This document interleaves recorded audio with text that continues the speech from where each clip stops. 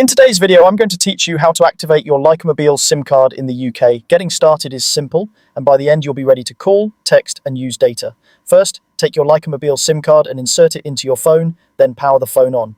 Most modern phones use a nano SIM. If yours includes adapters, choose the size that fits your tray. Use the SIM eject tool or a small paperclip to open the tray, place the SIM with the metal contacts facing down and slide it back in gently.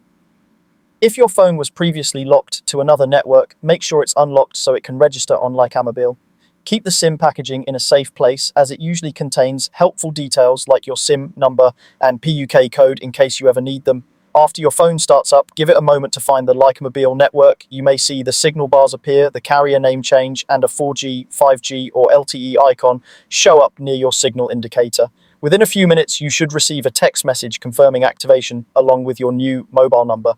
Keep that message for reference. It's the easiest way to find your number later. If the text takes a little longer, don't worry. Network registration can vary by location and signal strength. You can also check your phone's settings to view your number once activation is complete. If the SIM doesn't activate automatically, place a quick call from your phone. Dial any regular number to kickstart the process, then hang up once the call connects or after you hear a ringtone.